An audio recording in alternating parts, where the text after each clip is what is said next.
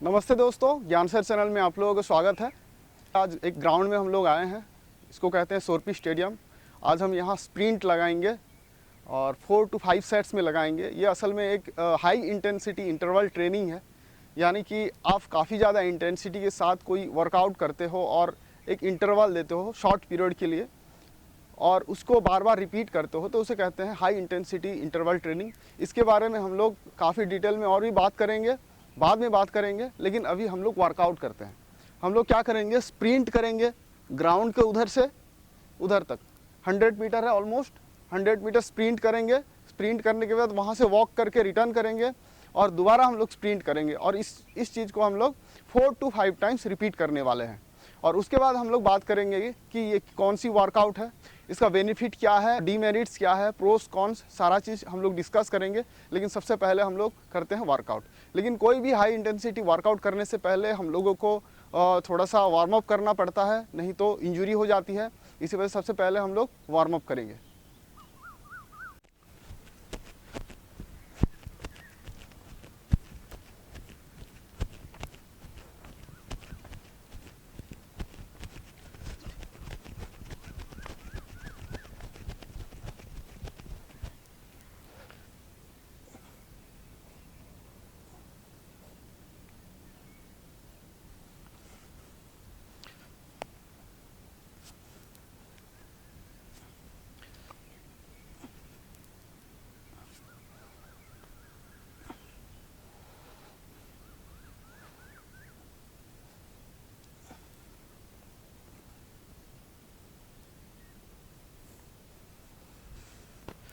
हम लोगों का जो वार्म अप है वो कंप्लीट हो चुका है। अभी हम लोग करेंगे स्प्रिंट। ग्राउंड के यहाँ से उस छोर तक 100 मीटर है, हम वहाँ तक स्प्रिंट करेंगे और वॉक करके वापस आएंगे। दोबारा स्प्रिंट करेंगे, वॉक करके वापस आएंगे। तो इसको हम 4 to 5 रिपीटेशंस लगाएंगे, ठीक है? ओके।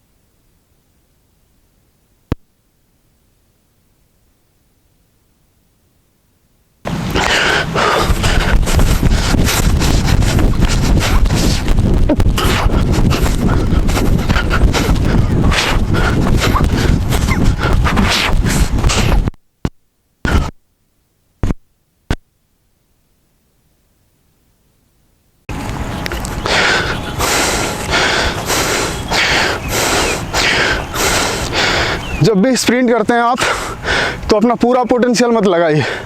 अगर आपका पोटेंशियल 100% है तो आपको 90% पोटेंशियल के साथ आपको स्प्रिंट करनी चाहिए और ज़्यादा से ज़्यादा सेट लगाने की कोशिश कीजिए, नॉट मोर देन 30 मिनट्स।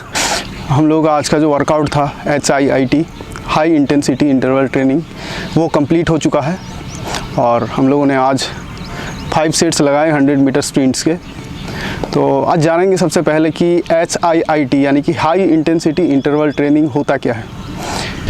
जब आप कोई भी वर्कआउट को हाई इंटेंसिटी के साथ एक छोटे ड्यूरेशन के लिए करते हैं और बीच में एक इंटरवल देते हैं छोटे टाइम के लिए और उसको बार बार रिपीट करते हैं, यानी कि कुछ सेट लगाते हैं, यानी 4 सेट्स या 5 सेट्स, तब उसको हम कहते हैं हाई इंटेंसिटी इंटरवल ट्रेनिंग। और ये खास करके 30 मिनट से कम ही होना चाहिए। अगर इससे ज़्यादा होगा तो फैट बर्न होने के साथ साथ आपका मसल लॉस होने का भी काफ़ी चांसेस रहता है। इसी वजह से HIIT को काफ़ी कम समय के लिए किया जाता है, और ख़ास करके ये उनके लिए बेनिफिट है जिनके पास समय बहुत कम है, जो जॉब में है, कोई ऐसे काम में बिजी हैं, व्यस्त रहते हैं, जो बहुत कम समय निकाल पाते हैं वर्कआउट के लिए, उनके लिए बेस्ट है, क्योंकि इसके लिए काफ़ी कम समय लगता है। 30 मिनट्स के अंदर आप अपना वर्कआउट कंप्लीट कर सकते हैं, वो भी काफ़ी इफेक्टिवनेस के साथ। लेकिन हाई इंटेंसिटी इंटरवल ट्रेनिंग उन लोगों के लिए नहीं है जिनका बॉडी फैट परसेंटेज काफ़ी ज़्यादा है, क्योंकि इसको करने के लिए एक मिनिमम लेवल ऑफ फिटनेस बहुत ज़्यादा ज़रूरी पड़ता है। अगर आपका फिटनेस लेवल उस तरह का नहीं है, एक मिनिमम लेवल का फिटनेस लेवल नहीं है जिससे कि आप HIIT को परफॉर्म कर सकें, तो आप सबसे पहले एरोबिक एक्सरसाइज कर लीजिए और धीरे धीरे अपना फ़ैट को धीरे धीरे कम करिए। और जब आपका एक मिनिमम लेवल ऑफ फिटनेस आ जाएगा तो आप HIIT आराम से कर सकते हैं। स्प्रिंट अगर लगानी है तो आपको भी एक मिनिमम लेवल ऑफ फिटनेस होना बहुत ज़रूरी है।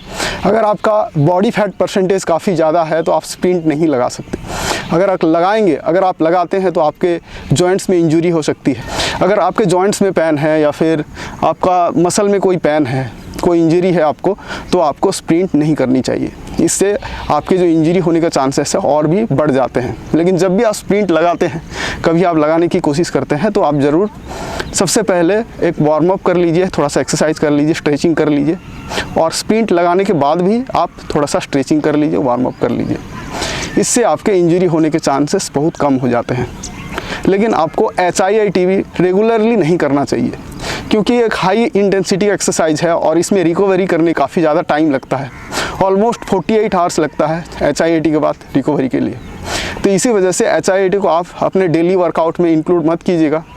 इसको आप वीकली 2 to 3 डेज़ कर सकते हैं, और बाकी दिन आप जिम अगर जाते हैं तो मसल्स का वर्कआउट कर सकते हैं। आप अगर लॉन्ग रन दौड़ते हैं तो लॉन्ग रन लगा सकते हैं, स्ट्रेचिंग कर सकते हैं, कभी योगा कर सकते हैं, कभी आप स्विमिंग कर सकते हैं। लेकिन HIIT आप वीकली 2 से 3 दिन रखिए, उससे आपको बेहतर रिजल्ट्स मिलेंगे। HIIT से सबसे पहले तो आपका समय बचता है कि आपको बहुत देर तक एक्सरसाइज करना नहीं पड़ता है, और इससे फैट का जो ब्रेकडाउन है, फैट लॉस काफ़ी जल्दी होता है as compare to aerobic exercise. आपको अगर मसल लॉस प्रिवेंट करना है तो आपको 30 मिनट से कम में ही आपको HIIT को कंप्लीट करना है। अगर 30 मिनट से ज़्यादा एक्सरसाइज करते हैं HIIT, तो आपके मसल लॉस होने के चांसेस बढ़ जाते हैं। HIIT अलग अलग प्रकार के हो सकते हैं। कभी आप स्प्रिंट लगा करके भी आप HIIT कर सकते हैं, या फिर जंप स्क्वाट्स लगा सकते हैं, बर्पीस लगा सकते हैं। बर्पीस के 5 सेट लगा सकते हैं HIIT में। आप अलग अलग एक्सरसाइजेस को मिक्स करके भी एक कॉम्बो बना सकते हैं और उसका एक HIIT का शेड्यूल बना सकते हैं। तो आप किसी भी तरह से वर्कआउट कर सकते हैं जिससे आपका HIIT होता हो, यानी कि एक शॉर्ट टाइम में आपका ज़्यादा इंटेंसिटी वर्कआउट करना है और बीच बीच में आपको कुछ इंटरवल देना है, ताकि आपका बॉडी थोड़ा सा रिकवर हो जाए। उसके बाद आपको दूसरा सेट लगाना है, इसी तरह से आपको रिपीट करना है। तो आज हमने स्प्रिंट के वर्कआउट किए, और दूसरे कभी किसी दिन हम बर्पीस के HIIT आपको दिखाएंगे, बर्पीस के किस तरह से HIIT किया जाता है। उसके बाद एक दिन जंप स्क्वाट्स के कराएंगे, तो आपको पता चल जाएगा कि HIIT क्या होता है असल में। और उसके साथ आप अलग अलग तरह के HIIT अपने एक्सरसाइज रूटीन में ऐड कर सकते हैं, जिससे आपको और ज़्यादा बेहतर रिजल्ट मिलेंगे। आपका फिटनेस लेवल बढ़ेगी, आपका फैट लॉस फास्टर होगा, और आपका मसल्स भी अच्छे से डेवलप करेगा। आज का वीडियो में इतना ही। धन्यवाद।